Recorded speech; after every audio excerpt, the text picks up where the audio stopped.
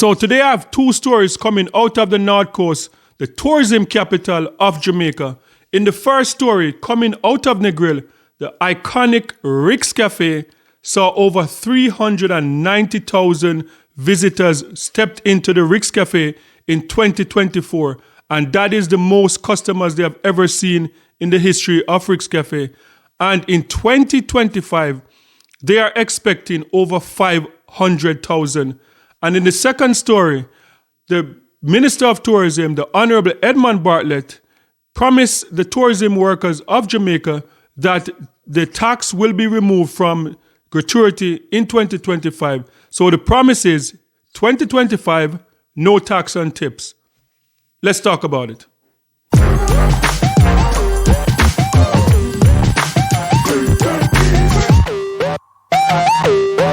In an event hosted by the managers and the owners of Rick's Cafe, celebrating the success for 2024, we saw the tourism minister, Mr. Edmund Bartlett, there celebrating the fact that the Rick's Cafe saw over 390,000 guests walking into that cafe in 2024. And that is a big deal for Jamaica.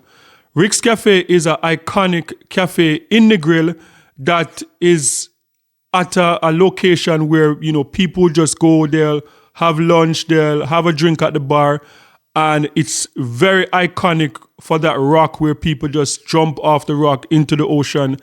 And 2024 was really a good year, and that's a good look for Jamaica because 390,000 people visiting one restaurant. That is amazing.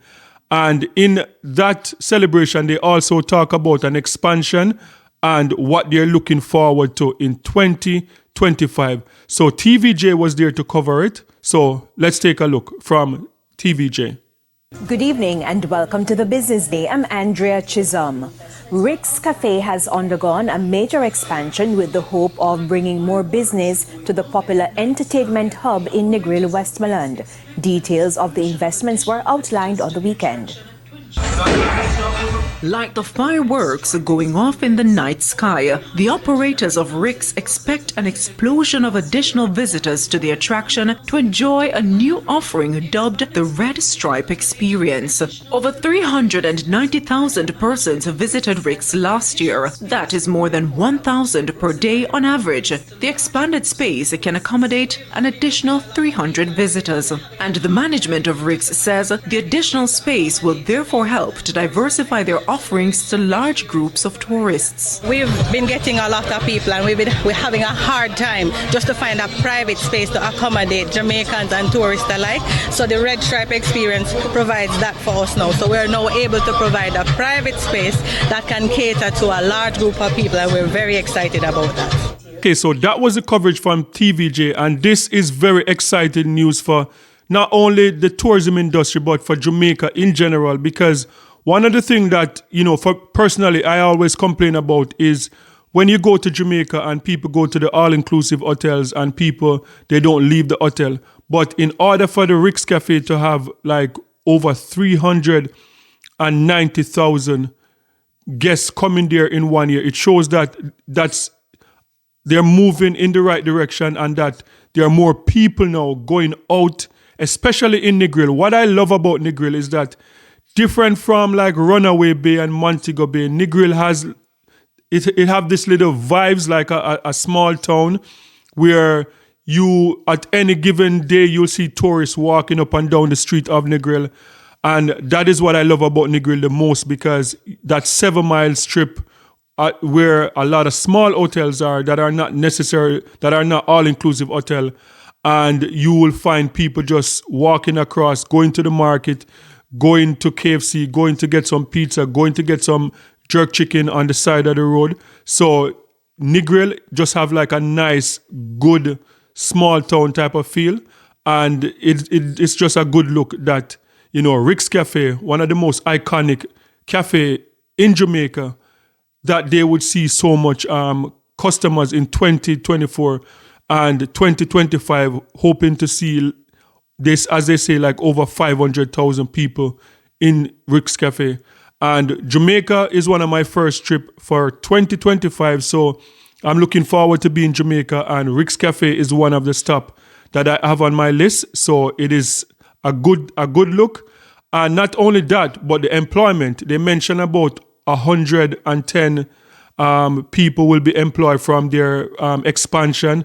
So that is just win-win for Rick's Cafe itself, win-win for Jamaica, and also setting up a foundation for young people, for the children in Negril.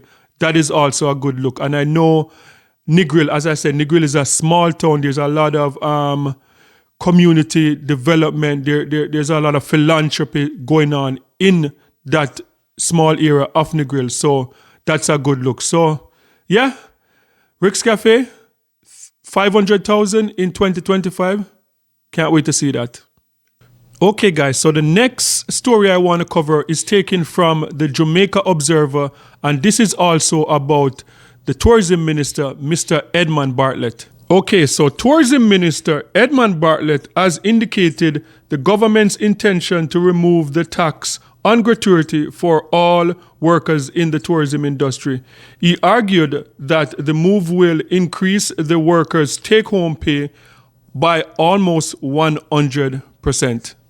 So this move, if this move happened, this would be one of the biggest move in Jamaica hospitality in a long time. And this is a big move. So I'm hoping that the tourism minister gets this done, because just imagine if you are working in the tourism industry in Jamaica, whether you're a waiter, whether you're in housekeeping and gratuity, like you are able to take home, like as he said, it could increase by 100%.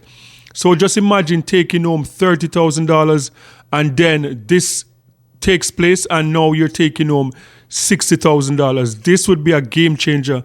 And I predict that if the minister can get this deal done, that a lot of people that never thought of working in the tourism industry will go and work in the tourism industry. Because from what I've heard, like over the past couple of years, that the tourism minister and the people in the industry saying that they're finding it difficult to get waiters, to get housekeepers, to get people to work in the hotel industry, and they're thinking of even getting foreign workers. And from what I've heard, that there's some of the Spanish hotels in Jamaica that already have foreign workers. So if the minister can get this done, this would be like a massive deal. And this has been one of my problems that I've had for years, because as I said, I work in the hotel industry in Jamaica over 30 years ago. And when I was working in the industry, it was a really good industry. I made good money from that industry. But at a particular time, the industry started going down in terms of how much they pay their staff, in terms of gratuity. Because back when I was working in the industry, like when you talk about gratuity or service charge, we used to get paid out good service charge. But over time, the hotels start dipping into it, and then it became taxable. And so with that happening, you're taking home less service charge or gratuity. At a particular time, I think they started taking stuff like breakage out of a service charge. And a service charge is pretty much a tip. It's like a 15% or 10%. I don't know the percentage now, but I know like there are places that from 10 to 15 to 20%, and that's added like as a tax. So if a customer, if a guest comes and they spend like $1,000, they add a 20% service charge to that, and that is supposed to go to the staff.